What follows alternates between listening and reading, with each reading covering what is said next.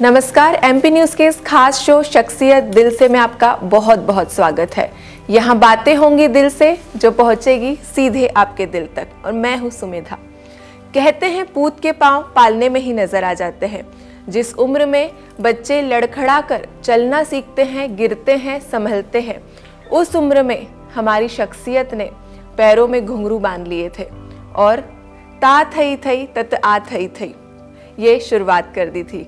तो जी हाँ, हम यहाँ बात कर रहे हैं राष्ट्रीय ख्याति प्राप्त नृत्यांगना डॉक्टर रागिनी मक्खर जी की। रागिनी जी, आपका बहुत बहुत स्वागत है एमपी न्यूज़ के इस खास शो में। डॉक्टर रागिनी मक्खर का नाम कथक और नृत्य के क्षेत्र में बहुत जाना पहचाना है। राष्ट्रीय अंतर्राष्ट्रीय स्तर पर ये कई प्रस्तुतियां दे चुकी है, लेकिन इन्होंने अपना जीवन, अपना नृत्य सिर्फ अपने तक सीमित नहीं रखकर कई बालिकाओं को ये तैयार कर रही हैं जो आने वाली रागिनी मक्खर बनेगी। इंदौर में अपनी संस्थान के जरिए, नाद योग संस्थान के जरिए, ये कई बच्चियों को नृत्य की शिक्षा दे रही है। तो आइए जानेंगे इनका सफ़र, नृत्य का सफ़र, निजी सफ़र कैसा रहा, रागिनी मक्खर बनने का सफ़र। रागिनी जी, बताइए कि कैसा आपका ये पूरा सफ़र रहा, इस संघर्ष के पीछे क्या कहानी है, यहाँ तक पहुँचने के लिए आपको क्या क्या करना पड़ा? अगर शुरुआत करें तो 2.5 साल की एज से मेरी शुरुआत हुई थी कथक सीखने की, और वो सबसे पहले मेरी माँ की पहल थी। तो माँ के जो सपने उन्होंने देखे थे वो शायद मुझ में पूरे करना चाहते थे वो।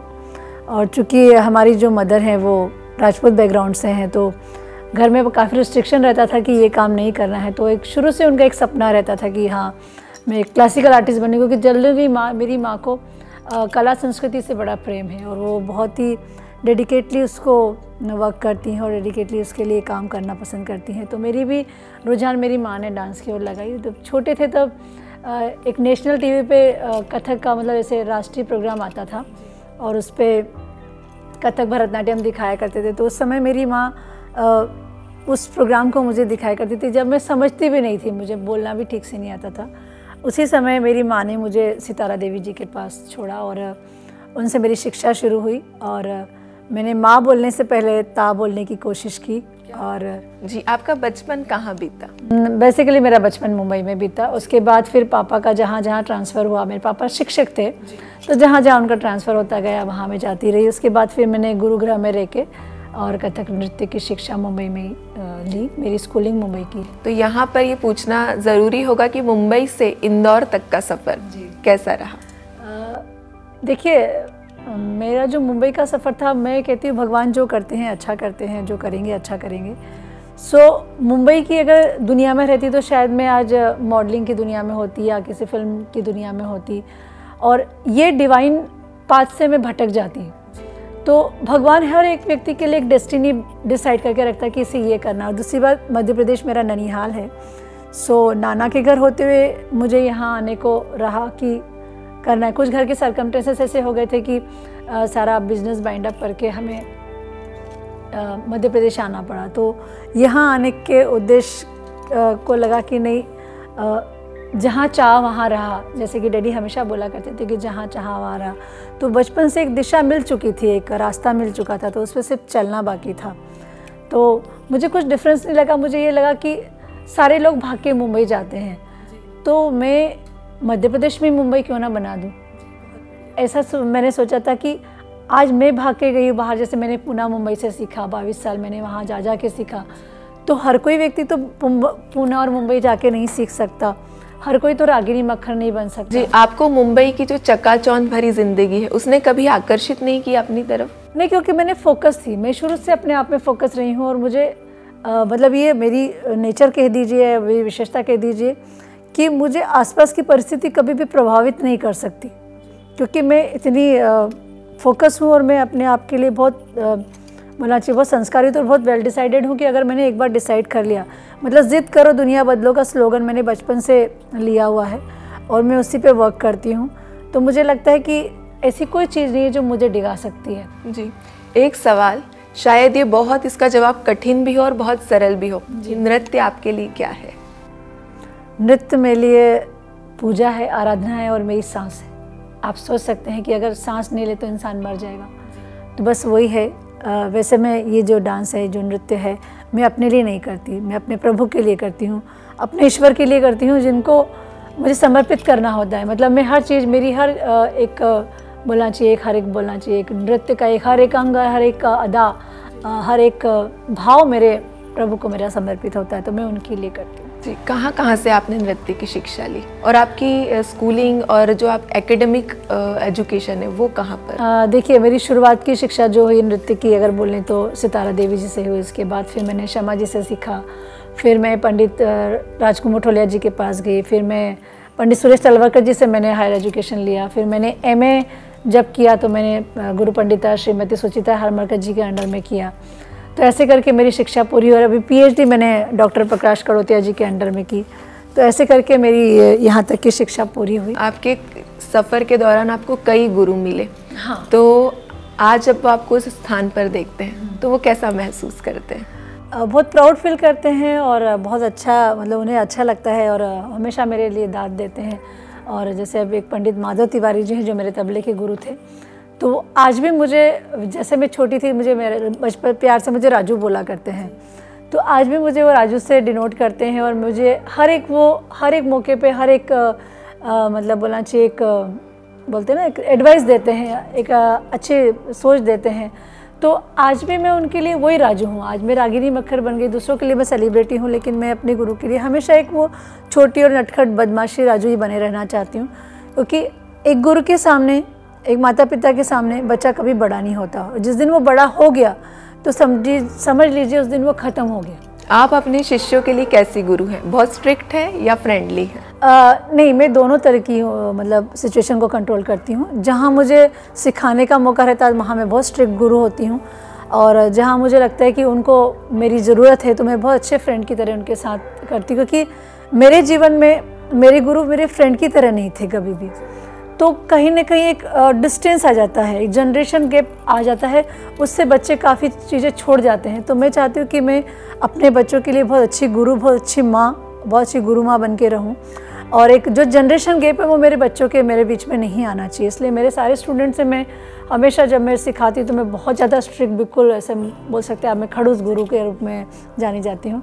लेकिन अपार्ट फ्रॉम मैं बहुत अच्छी दोस्त भी हूँ उनकी, तो उनकी हर पर्सनल बातें वो मुझसे कर सकते हैं। उनकी जो भी जो मन में जो छोटी छोटी क्यूरीज होती हैं जो कोई सॉल्व नहीं कर सकता, क्योंकि बीइंग ए गुरु मैं चाहती हूँ कि मैं सॉल्व कर सकती हूँ, क्योंकि मैं एक अच्छे डांस के साथ में एक अच्छी एजुकेटर भी हूँ, दूसरी बात अच्छी मैं काउंसलर भी हूँ, तो मैं उनकी काउंसलिंग कर सकती हूँ। कि उस समय में मुझे काउंसलिंग के लिए कोई नहीं मिला था, शायद भगवान ने मेरी काउंसलिंग की, और खुद से क्या ना एक अंतर प्रेरणा होती है, मन से खुद प्रेरणा आती है, तो उसने मुझे रास्ता दिखाया। तो जो मेरा अनुभव है मैं ईमानदारी से अपने बच्चों तक पहुँचा दी। जिस दौर में आप सीखती थी नृत्य, वो दौर बहुत अलग था, इतनी टेक्नोलॉजी भी नहीं थी, लेकिन आज का दौर बहुत अलग है, काफ़ी सारे संसाधन हो गए हैं, और अब पेरेंट्स खुद बच्चों को लेकर आते हैं कि हम इन्हें डांस सिखाना चाहते हैं। तो क्या आपको कभी अपना दौर याद आता है, वो कि आपने कैसे सीखने के लिए संघर्ष किया था? हाँ, वो तो बात है कि हमने सीखने के लिए बहुत संघर्ष किया, और दूसरी बात ये भी अच्छा लगता है कि हमें वो वाला लाइफ मिलना चाहिए था, क्योंकि आज हमें वो लाइफ मिला तो हम फोकस हैं आज भी। लेकिन आज के बच्चों में फोकस नहीं, हमें पेशेंस था, क्योंकि हमको इतना उन्होंने इतना पॉलिश कर दिया था कि हम लोग को हर सिचुएशन से लड़ना आ गया था। आज का बच्चा कोई सिचुएशन से लड़ नहीं सकता। थोड़ा सा अगर 2 साल सीख ले तो तीसरे साल बाद वो बोलता है कि मैडम घर से ये प्रॉब्लम आ रही है। लेकिन हमें ऐसा कुछ सिखाया नहीं गया, हमें बोला था कि फोकस रह के काम करो और करते जाओ, मतलब काम करो, फल की इच्छा मत रखो। लेकिन आज बच्चा 2 साल सीखने के बाद ही फल की इच्छा रखता है। आपके साथ कभी ऐसी परिस्थिति हुई कि आपको लगा कि अब मुझे इसे छोड़ देना चाहिए, अब बहुत परेशानी हो रही? कई तरह के फाइनेंशियल प्रॉब्लम भी हो सकती है, सोशल प्रॉब्लम या फैमिली प्रॉब्लम। फैमिली प्रॉब्लम भी हुई, सोशल प्रॉब्लम भी हुई, फाइनेंशियल भी बहुत हुई। लेकिन मुझे लगता है कि क्विट कर देना कोई सॉल्यूशन नहीं है। क्विट करके आप किस चीज़ से क्विट करेंगे? लाइफ में हर जगह आपको सिचुएशन आएगी तो भाग जाएंगे, भागते रहेंगे तो भागते रहेंगे, फिर आपको कभी भी अपनी चीज़, मतलब आपको लड़ने की स्थिति बनेगी ही नहीं कभी। तो मुझे लगता है एक इंसान को फाइटर होना चाहिए, हर सिचुएशन से लड़ना आना चाहिए। जिस दिन वो लड़ना सीख गया ना, वो अपने जीवन में सक्सेस हो जाएगा, पक्की बात है।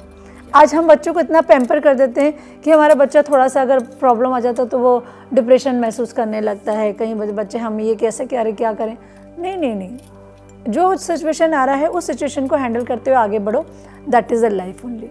अभी आप कितने बच्चों को नृत्य की शिक्षा दे रही हैं? वैसे हमारे नादयोग में अभी 650 स्टूडेंट्स हैं, जिसमें हम लोगों ने 150 स्टूडेंट्स गोद ले रखे हैं। और हमारे यहाँ मेन उद्देश्य हमारा शिक्षा देना है।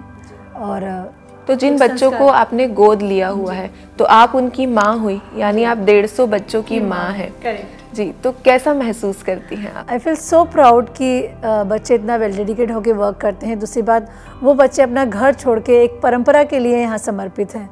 तो मुझे लगता है कि जो मैं सोचती हूँ कि मध्य प्रदेश के हर एक घर में एक आर्टिस्ट होना चाहिए, तो मुझे लगता है वो जल्दी से सपना मेरा पूरा हो। क्या बात है, हम बिल्कुल, हमारी शुभकामनाएं आपके साथ है। और मुझे याद आ रहा है कि एक आप ऐसी शिष्या को भी शिक्षा दे रही नृत्य की, एक ऐसी बालिका को जो बधिर है, हाँ, जो सुन नहीं सकती। बुलबुल पांडे जी, तो और वो राष्ट्रीय स्तर पर भी अपनी प्रस्तुति दे चुकी है। तो कैसे आपने उनको सिखाया? बुलबुल बहुत छोटी थी तो मैं किसी प्रोग्राम में चीफ गेस्ट गई थी, और जब मतलब वो होगी 4-5 साल की, 5 साल की, तो उसे मैंने जब डांस करते देखा तो मुझे बड़ी प्यारी लगी। और उस समय मैं स्टार्ट कर चुकी थी, मतलब नादयोग को खुले को अभी 26 ईयर हो गया है। तो जब मैंने बुलबुल को देखा तो मुझे उसका बहुत अच्छा लगा। तो मैंने खुद से जाके वहाँ मतलब स्टेज से नीचे उतर के मैंने खुद से बोला कि मैं इस बच्चे को गोद लेना चाहती हूँ। तो उस समय मैंने 3-4 बच्चे डेफ एम डेम प्रोग्राम में गई थी, तो उन 3-4 बच्चे मैंने गोद लिए थे। तो उसमें से सबसे ज़्यादा जो मतलब स्पार्क जो था बुलबुल में था, जैसा कि नाम है वैसे उसका काम भी रहा। तो उस धीरे धीरे मेरी बॉन्डिंग बनने लगी। फिर उसकी मदर से मेरी बहुत अच्छी बॉन्डिंग बन गई और धीरे धीरे वो मुझे समझने लगी, मुझे अंडरस्टैंड करने लगी। उसे नादियो गाना अच्छा लगता था, उससे मुझसे बात करना अच्छा लगता था। तो कहते हैं ना, भगवान शायद उसके लिए आपको रखता है, पता नहीं, शायद हमारा वो जो रिलेशन है वो कहते हैं ना, माता पिता का और गुरु का रिलेशन जन्मों का होता है। जैसे हस्बैंड वाइफ का होता है ना 7 जन्मों का, लेकिन गुरु और शिष्य का रिश्ता जन्म जन्मांतर का रहता है।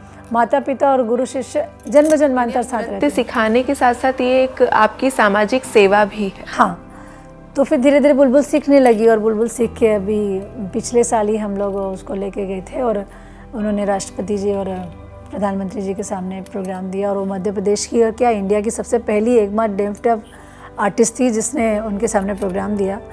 और अभी नेक्स्ट मंथ बुलबुल की शादी है, मतलब हमारी बच्ची छोटी से बड़ी हो गई लाडो, अब विदाई का समय आ गया।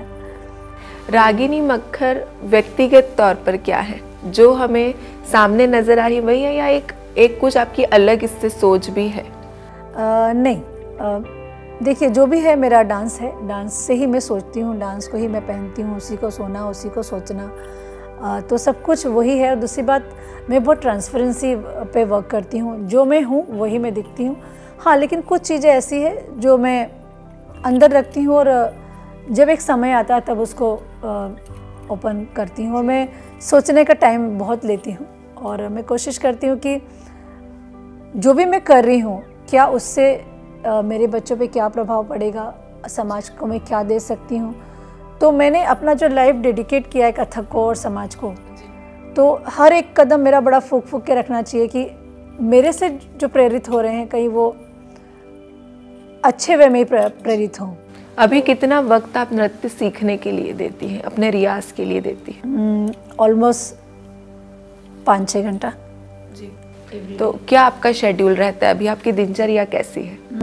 अभी मैं सुबह 4 बजे उठती हूँ, फिर पूजा पाठ होती है मेरी। पूजा पाठ होने के बाद मेरा योगा होता है, योगा के बाद फिर मैं रियाज़ करती हूँ। रियाज़ के बाद फिर दोपहर में एक मेरा लिखने का एक छोटा सा दौर होता है, तब मैं लिखती हूँ। अभी मैं थोड़ा PhD के बाद डिलीट पे थोड़ा वर्क कर रही हूँ कि मुझे डिलीट करना है, सो उसको करती हूँ। उसके बाद फिर खाना अभी मैंने शुरू किया, अभी 5-6 साल से मैंने खाना छोड़ दिया था। यहाँ पर मैं ये पूछने वाली थी कि गुरुग्राम के लिए आपने ऐसा कोई संकल्प लिया था कि जब तक गुरुग्राम का काम शुरू नहीं हो जाता तब तक खाना नहीं खाऊं? जी। तो उसी के लिए मैंने 6 साल खाना छोड़ा था और अभी ये बहुत बड़ी बात है। कैसे आप इतना अपने आप, मतलब नृत्य के लिए तो आप में इतना पेशेंस है, लेकिन भोजन के लिए भी आपने इतना पेशेंस रखा? मैंने वही बोला ना कि जब जिस चीज़ को आप चाहेंगे ना वो चीज़ आपके साथ हो जाएगी। मतलब अगर आप सोच ले कि आपको खाना नहीं खाना है तो आपको भूख लगना बंद हो जाएगी। और फिर दूसरी बात फ्रैंकली बताऊं सुमेधा कि जब मैंने सीखना स्टार्ट किया था तब भूख लगती नहीं थी, तब से जुनून लगता था। और जब भी मतलब कभी ऐसा नहीं हुआ कि हमें भूख लग रही है, हमें ये रहता था कि हम कितना सीख लें, कहाँ क्या कर ले, कहाँ जाके किसी से क्या और ले लें। तो कभी भूख लगी नहीं। और जब भूख लगी तो हमेशा नृत्य सीखने की लगी। मतलब कभी भी पहनने ओढ़ने पे और खाने पे मैंने इतना ध्यान नहीं दिया, वो अब देने लगी हूँ एज ए सेलिब्रिटी। बिल्कुल बिल्कुल, मैं आपसे ये सवाल पूछ रही हूँ कि आपका जो एक रहन सहन का तरीका है वो काफ़ी एक अलग है, जिसे कह सकती हूँ मैं कि कॉपीराइट है, जैसे कि नहीं ये रागिनी मक्खर जी ही है, इस तरह से पहन सकती है, इस तरह से ज्वेलरी वियर कर सकती है। तो क्या खुद आप अपना ये डिज़ाइन करती हैं? हाँ, मुझे बहुत शौक है और नई नई चीज़ें निकालने का मुझे बहुत शौक है। दूसरी बात इसमें बोलना चाहिए, मेरे 2 वर्कर हैं, टेलर हैं हमारे, टेलर साहब, एक तो हामिद भैया, एक जोरू भैया है। और तो इतने साल से 20-25 साल से हमारे से एसोसिएटेड है।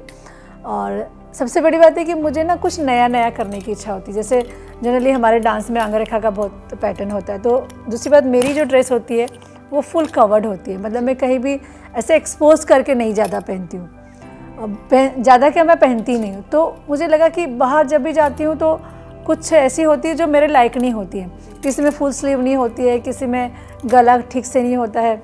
और जनरली मैं अपनी जो ड्रेस पहनती हूँ वो मेरा मतलब कथक के स्टाइल का पहनती हूँ। तो फिर धीरे धीरे फिर मैंने खुद को उसको करना शुरू किया, डिज़ाइन करना शुरू किया। और डिज़ाइन होने के बाद वो ट्रेंड में आने लगी, लोग उसे फॉलो करने लगे, तो मुझे लगा कि मैं अच्छा काम कर रही हूँ। फिर धीरे धीरे ज्वेलरीज पे, जहाँ पे मैं जाती हूँ तो मैं एथनिक ज्वेलरी पे बहुत वर्क करती हूँ, जहाँ मुझे दिखी नहीं कि मैंने ली नहीं। इवन दोस्त मैंने जैसे मुंबई में कभी हम लोग जाते हैं प्रोग्राम के लिए, या कहीं भी मैं जैसे बंगाल में गई या कलकत्ता गई, तो मैं जो स्ट्रेट वाली होती है ना, फुट वाली जो सड़क वाली शॉप होती है, उस पर भी मैं, चूँकि पूरा टाइम कपड़ा बंधा रहता है, तो उस पर भी जाके मैं कोई अच्छी सी ज्वेलरी होगी, ट्रेडिशनल ज्वेलरी होगी, तो मैं वहाँ पर भी जाके ले लूँगी। जैसे हम लोग झाबुआ गए थे, तो वहाँ पर झाबुआ में भगोरिया की जो ज्वेलरी है तो वो मुझे बहुत अच्छी लगी, तो मैंने वहाँ से वो ज्वेलरी खरीदी। अब आपकी ज्वेलरी और आपका जो स्टाइल है उसको अब दूसरी लड़कियाँ या जो डांस के क्षेत्र में जी काम करी वो अडॉप्ट करने लगी है। हाँ, अडॉप्ट करने लगी और उनको अच्छा लगता है। दूसरी बात वो मुझे DM भी करती हैं और मैसेज भी करती हैं, मुझे बोलते हैं कि मैम आप अच्छे लग रहे हैं और मैम आपके जैसे बनना चाहते हैं, तो मुझे और अच्छा लगता है कि नहीं। तो वही है कि जो आपकी जो क्रिएटिविटी है उसको बाहर निकालिए तो 100% आप। और दूसरी बात कहना चाहूँगी कि मैं आउट ऑफ क्राउड वर्क करती हूँ, मुझे क्राउड में रहना पसंद नहीं है। मतलब क्राउड में रह के भी मैं आउट ऑफ क्राउड वाला वर्क कर, मतलब अगर मैं क्राउड में हो गई तो फिर मेरी इंपॉर्टेंस क्या। तो मैं ऐसा यूनिक काम करके दिखाना चाहती हूँ कि लोग मुझे एक मिसाल के रूप में जाने। और ये अभी से नहीं, जब छोटी सी तब से मेरा सपना था। जब मैं छोटी थी तो मेरी माँ को बोलती थी मुझे नाम मत बोलो, मुझे बहन जी बोलो, मुझे मैडम बोलो। तो मेरी मम्मी मुझे 5-6 साल की एज से 7 साल की एज से मुझे मैडम बोलती थी, मैडम ये कर लो, मैडम वो कर लो। और अब हज़ारों लाखों करोड़ों लोग आपको मैडम बोलते हैं। आपने इतनी सारी राष्ट्रीय अंतर्राष्ट्रीय प्रस्तुतियाँ दी है, कोई ऐसी प्रस्तुति जो आपको हमेशा लाइफ टाइम आपको याद रहेगी? लाइफ टाइम याद रहेगी, एक इंडिया की बताती हूँ, एक अब्रॉड की बताती हूँ। इंडिया में 2012 की बात है, जब खजुराहो फेस्टिवल के लिए मैं गई और वो 1 साल से मुझे मतलब लूज़ मोशंस लग रहा था, सारी दवाइयाँ मैंने कर दी। उस समय मुझे भी नहीं मालूम था कि मुझे अल्सर्स हो गए थे इंस्टेंटाइन में, मतलब लीवर में मुझे अल्सर थे, मुझे नहीं मालूम था। तो 1 साल तो मुझे लगा कि शायद ये लूज मोशंस की प्रॉब्लम है। तो उस समय खजुराहो के स्टेज पे ड्रिप लगा के और मैं प्रोग्राम देने के लिए गई। तो वो उस समय प्रैक्टिस करना और वो टेंशन करना और ये सब चीज़ें, और उसके बाद वो ठंडी में मतलब कमज़ोरी की वजह से मेरे पैर सुन्न हो गए थे, इतनी ज़्यादा ठंडी उस समय 2012 में पड़ी थी। तो वो मेरे लाइफ का सबसे यादगार था कि मुझे पता नहीं पड़ रहा था कि मैं क्या पैर मार रही हूँ, फिर भी मेरा प्रोग्राम मैंने दिया और 45 मिनट मैंने करके दिया। और वो सबसे ज़्यादा मेरा लाइफ का टची प्रोग्राम था कि हर एक आर्टिस्ट का सपना होता है कि खजुराहो में जाके प्रोग्राम करना। तो वो मेरा सोलो था और उस सोलो में मैं मतलब मेरी जान कैसे बची, मैं भगवान को थैंक्स बोलती हूँ, जो जितने वेल विशर्स हैं उनको। तो उस कंडीशन में मतलब रोज़ मुझे ड्रिप लगा के काम करना होता था। जो मैंने प्रैक्टिस की थी वो सारी ड्रिप लगा के की थी, मतलब 1.5-2 महीने तक रोज़ मुझे ड्रिप लगता था, उसके बाद मैं प्रैक्टिस करती थी। सेम स्टेज पे भी ये हुआ कि स्टेज पे जाने से 2 घंटा पहले मुझे ड्रिप लगा और मैंने प्रोग्राम दिया और वो प्रोग्राम बहुत सक्सेसफुल रहा और काफ़ी सारे लोगों ने मेरे गुरुजी को बुलाया। जी, ये नृत्य के प्रति हमारा जुनून है, समर्पण है जी। मेरे गुरु ने मुझे जैसे 5 चीज़ें दी है, dedication, devotion, punctuality, realisation and hard work, जिसमें मैं बहुत स्ट्रांगली बिलीव करती हूँ। तो उसमें एक समर्पण भी आता है, तो समर्पण यही कहलाता है। फिर दूसरी बात, आजकल के बच्चों को मैं ये भी कहना चाहूँगी कि संस्कार बहुत ज़रूरी है। संस्कार पे शिक्षा की नींव खड़ी होती है। हमारे समय में संस्कार को बहुत ज़्यादा इम्पोर्टेंस दिया जाता था और आज मैं देखती हूँ संस्कार नहीं है जी। आज के दौर में जब वेस्टर्न डांस का भी बहुत दौर चल रहा है, तो उसमें आपको क्या लगता है, बच्चों का जो ध्यान है वो वेस्टर्न की तरफ ज़्यादा है या कथक की तरफ? नहीं, ऐसा मैं नहीं मानती हूँ सुमेधा। बहुत अच्छी तरह से बच्चे कथक करते हैं। बहुत सारे वेल एजुकेटेड स्टूडेंट हैं, जैसे हमारे यहाँ पे भी बहुत सारे बच्चे बाहर से आके और कथक की शिक्षा ले रहे हैं, फोकस है अपने काम के लिए। तो मुझे नहीं लगता, और काफ़ी सारे वेस्टर्न वाले भी बच्चे कथक सीखना चाहते हैं, तो दैट इज़ गुड। और यहाँ मैं नहीं मानती कि बच्चे कथक नहीं सीखना चाहते, नहीं सीखना चाहते हैं। आप देखिए ना, रोज़ मुझे एक एडमिशन आता है। अभी मैं ऑनलाइन सिखा रही, तो मेरे पास जर्मनी से बच्चे हैं, बॉस्टन से हैं, फिर लंदन से हैं, थाईलैंड से हैं, मलेशिया से हैं, काफ़ी दूर दूर से बच्चे हैं। फिर ऑल ओवर इंडिया से, हर जगह से, विजयवाड़ा से हैं, शुजालपुर से हैं, धार से हैं, नागदा से हैं, हर जगह के बच्चे मेरे यहाँ हैं, भोपाल से। जी, आपका पूरी तरह से आपका समर्पण कथक के लिए, शास्त्रीय नृत्य के लिए। आप वेस्टर्न करना पसंद नहीं करती? नहीं, पसंद नहीं करती ये वाली बात नहीं है, लेकिन मैं करना नहीं चाहती। कारण कि जिस चीज़ में मेरी मास्टरी है और जो मैंने इतने जतन से सीखा है, तो मुझे लगता है कि मुझे उसे मन, वचन और क्रम से उसके लिए प्रतिबद्ध होना चाहिए, वचनबद्ध होना चाहिए। अगर मैं ये वचनबद्धता नहीं करूँगी तो आगे भावी पीढ़ी मुझसे क्या सीखेगी। आते हैं, जब मैंने इंडियाज़ गॉट टैलेंट किया उसके बाद मुझे कितने सारे ऑफ़र आए कि मैडम आप मॉडलिंग करेंगे क्या, मैडम आप फिल्मों में काम करेंगे क्या, मैडम आप सीरियल करेंगे क्या। लेकिन मुझे लगता है कि एक यंगनेस है, एक जवानी है, तब तक आप उसमें वर्क कर सकते हैं, उसके बाद क्या। लेकिन मेरा जो फील्ड है इतना रेपुटेटेड है कि अगर मैं 100 साल की भी हो जाऊंगी, उसके बाद भी मैं रहूँगी तो मैं गुरु गादी पे ही रहूँगी। लोग मेरे वही सम्मान करेंगे, वही पैर छुएंगे। और जहाँ तक बॉलीवुड का देखा है, एक पॉम्पेन शो है, हमारे यहाँ पॉम्पेन शो नहीं है। बॉलीवुड में रिटेक है बहुत सारे, हमारे यहाँ रिटेक नहीं है। हमारे यहाँ एक टेक में ओके होना होता है। जब हम परफॉर्म करते हैं तो हमें एक टेक में करना होता है। तो वो आर्टिस्ट को संघर्ष एक स्टेबिलिटी दे देती है, और बॉलीवुड में स्टेबिलिटी नहीं है, पेशेंस भी नहीं है। हमारे फील्ड में दोनों चीज़ें हमें अच्छी तरह से जी। एक चीज़ मैं आपसे पूछना चाहूँगी, क्या आपके सामने भी कभी कोई ऐसे बच्चे आए या आपके सामने कोई ऐसे केस आए कि बच्चे इंजीनियरिंग, डॉक्टर या जो बनना चाहते, उन्हें लगता है कि हम उसमें पैसा कमा सकते हैं, लेकिन नृत्य में या कथक के क्षेत्र में हम पैसा नहीं कमा सकते? देखिए, ये तो बिल्कुल हजम होने वाली बात नहीं। वेरी सॉरी टू से लाइक दिस। मुझे ये लगता है कि एक इंजीनियर, एक डॉक्टर, एक वकील बनने के लिए आप अपने बच्चे को 10 से 12 साल देंगे, और डांसर बनने के लिए आप उसे 5 साल भी नहीं देंगे, तो कितना अन्याय हुआ ना। ये तो मतलब कहीं से भी फेयर वर्क नहीं हुआ। तो मुझे लगता है कि जितना साल हम डॉक्टर, इंजीनियर बनने के लिए दे रहे हैं, उतना हम अगर डांसर बनने के लिए दे दें तो हमारे फील्ड में बहुत ही मतलब स्कोप है। हाँ, बहुत सारी संभावनाएं। अभी देखिए मैं क्या कर रही हूँ, जितने भी हमारे यहाँ के स्टूडेंट हैं जो अच्छा सीख रहे हैं, उनको हम लोग अलग पोर्टल बना के दे रहे हैं। उनको बोल रहे हैं कि आप अपना खोलो इंस्टीट्यूशन और अपना कमाओ। बाकायदा वो 4 बच्चों को सिखा रहे हैं, वो 4 से वो परंपरा आगे बढ़ रही है। तो इस प्रकार हम लोग, मैं मतलब जैसा मेरा ऐसा सोचना है कि जैसे माता पिता के बच्चे होते हैं, तो वो अपने बच्चों को शादी तक उसको करने के लिए हेल्प करते कि हमारे बच्चे की शादी हो जाए, बच्चा हो जाता है, वो निवृत्त हो जाते हैं। तो बीइंग ए गुरु भी मैंने ये जिम्मेदारी ली है कि मेरा बच्चा जब तक कि अपने पैरों पर खड़े ना हो जाए, तब तक मुझे उसके साथ में रहना है। जैसे मैं अभी भी मेरे गुरु लोगों से जुड़ी हुई हूँ। आज मुझे 22-23 साल हो जाएगा उनसे जुड़े को। तो कभी माता पिता और गुरु का रिश्ता ख़त्म नहीं होना चाहिए।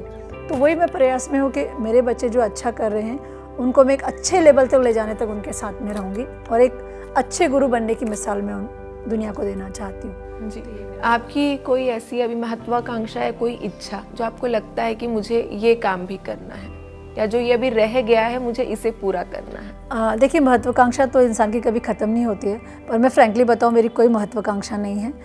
एक सपना ज़रूर है गुरुकुल का, जो मैंने अभी मतलब स्टार्ट किया है। मेरी खुद की ड्रीम प्रोजेक्ट है वो, और मैं चाहती हूँ कि जैसे हर जगह लोगों को एक प्रॉब्लम होती है, एक थोड़ा सा बाउंडेशन होता है बाहर जाने का, तो मैं मध्य प्रदेश में एक ऐसी जगह की स्थापना करना चाहती हूँ जहाँ बच्चे रह के वैदिक रीति से गुरु शिष्य परंपरा में सीख पाएँ, क्योंकि यहाँ पे एक भी हमारा गुरुकुल नहीं है मध्य प्रदेश जैसी जगह में। तो उसी की मैंने प्रयास की है और भगवान के आशीर्वाद से, आप लोगों के सभी के आशीर्वाद से, जो इंडियाज़ गॉट टैलेंट का मुझे जो मनी मिला था मैंने वहाँ लगाया है। और इसीलिए 6 साल बाद मैंने खाना छोड़ के अभी खाना शुरू किया है और कोशिश है मेरी कि एक अच्छा गुरुकुल में तैयार करके मध्य प्रदेश को नई सौगात दूँ। जैसा कि मैं हमेशा नया काम करती रहती हूँ, जैसे मैंने अभी संस्कृति से धरोहर की सेवा का एक संकल्प लिया। उसमें मैंने ये सोचा है कि मेरी संस्कृति को एक किसी मध्य प्रदेश की धरोहर पे शूट करके हम लोग यूट्यूब पे डालते हैं उसे, ताकि उसे मेरे काफ़ी सारे फॉलोअर्स हैं मेरे जो मुझे फॉलो करते हैं, तो वो उसे देखें और जाने पहचाने कि हमारी मध्य प्रदेश में कितनी संस्कृति है, कितनी सुंदर धरोहर है। तो इसका उद्देश्य ये है कि समाज ने मुझे इतना दिया, प्रदेश ने मुझे इतना दिया, बीइंग ए आर्टिस्ट में उनको क्या दे रही हूँ। तो ये मेरा कला का समर्पण सोच लीजिए कि संस्कृति से धरोहर की सेवा, संस्कृति से धरोहर की सेवा एक संकल्प मैंने लिया है। और जैसे आप लोग हैं, बहुत सारे लोग हैं, मैं जब बोलती हूँ कि प्लीज़ हमारी बातों को शेयर कीजिएगा तो ईमानदारी से शेयर करते हैं। और सभी लोगों से रिक्वेस्ट है कि हमारे नादियों की कथक की पाठशाला को भी आप देखते रहें। जी, हम पूरी उम्मीद करेंगे कि आपकी जो ये इच्छा है, जो आपका सपना है, वो बहुत जल्द ही पूरा हो और एक बार फिर इंदौर के माध्यम से वैदिक परंपरा की शुरुआत हो। बिल्कुल, मैं सोचती हूँ, भगवान से प्रार्थना करती हूँ, मैं ऐसा करती हूँ कि जब हम एक शिद्दत से किसी ख्वाब को चाहते हैं या किसी सपने को देखते हैं तो भगवान उसको पूरा करने के लिए आशीर्वाद देते हैं। बिल्कुल बिल्कुल जी। यहाँ पर हमने बात की अभी नृत्य की, लेकिन हमें ऐसा पता चला है कि नृत्य के अलावा आपका लेखन में और कविता लेखन में खास तौर पर आपकी दिलचस्पी है। तो ये आपने क्या लॉकडाउन के दौरान शुरू किया या आपको शुरुआत से ही आपकी इसमें रुचि है? नहीं, शुरू से मैं लिखती हूँ। जैसे मेरी खुद की नृत्य नाटिकाएँ होती है, मैं खुद लिखती हूँ, उसको रीराइट करने का काम मेरी एक फ्रेंड है, बहुत अच्छी मतलब लेखक हैं वो, उनका नाम है श्रीमती नीलेश रघुवंशी जी। तो दूरदर्शन की डायरेक्टर हैं वो, इंदौर दूरदर्शन की, अभी शिफ्ट हुई भोपाल। तो उनसे मैं रीराइट करवाती हूँ। तो शुरू से मुझे लिखने का शौक़ था, लेकिन लॉकडाउन ने मुझे अपने आप को पहचानने का मौका दिया। क्या बात? मुझे उन लोगों की पहचान दी कि कौन मेरे हैं और कौन पराए हैं। तो ऐसी काफ़ी सारी चीज़ें, अनटोल्ड स्टोरी जो मैंने इसमें लॉकडाउन में देखी है और अपने आप को मैंने डीपली कनेक्ट करके सोचने की कोशिश की है। तो बोलना चाहिए कि लॉकडाउन, कहते हैं ना, भगवान जो करता है अच्छा करता है। हर सिचुएशन को हमें बुरा नहीं करना चाहिए, हर सिचुएशन हमें कुछ न कुछ सिखा के जाती है। तो लॉकडाउन भी हमें बहुत सारी चीज़ें सिखा। इस दौरान आपने कोई ऐसी कविता लिखी हो जो आपके दिल के बहुत करीब हो, वो आप सुनाना चाहेंगी हमारे दर्शकों को? बिल्कुल, मैं कोशिश करती हूँ। एक चाह करके है, जो कि जिससे सब, जब लॉकडाउन लगा था तो सारे लोग घर के अंदर बंद थे और हर व्यक्ति को रहता था कि कैसे करके बाहर निकल जाए। तो उसकी छोटी सी 4 लाइन में बताती हूँ आपको। वो चाह है और इस प्रकार है, एक आर्टिस्ट की चाह है, और जब देखा कि लोगों की भी चाह बनने लगी तो मुझे अच्छा लगा, तो उसी की 4 लाइन में प्रस्तुत कर रही हूँ। घोर अंधेरे से उजाले की ओर जाने की चाह, बादलों के सीने से गुजरते पक्षियों को उनके कतारों की देखने की चाह, शहर शहर गांव गांव की वीरान सड़कों पर आने जाने वालों को देखने की चाह, घर की 4 दीवारी में सिमटी जिंदगी को निडर होके बाहर घूमने की चाह। तो दैट इज द चाह ऑफ माइंड। और हमारी भी ये चाह है कि आपके जितने सपने हैं, जितनी आपकी आकांक्षाएं हैं, महत्वाकांक्षाएं हैं, वो सभी पूरी हो और कला के क्षेत्र को आपके ज़रिए, आपके शिष्यों के ज़रिए एक मुकाम हासिल हो, एक बहुत ही खूबसूरत सी मंजिल हासिल हो। यहाँ हमने बात की डॉक्टर रागिनी मक्खर जी से। अगले एपिसोड में किसी और ऐसी ही खूबसूरत और जिंदा दिल इंसान से, ऐसी ही शख्सियत से मुलाकात करवाएंगे। तब तक के लिए बने रहिए MP न्यूज़ के साथ। नमस्कार। Thank you so much.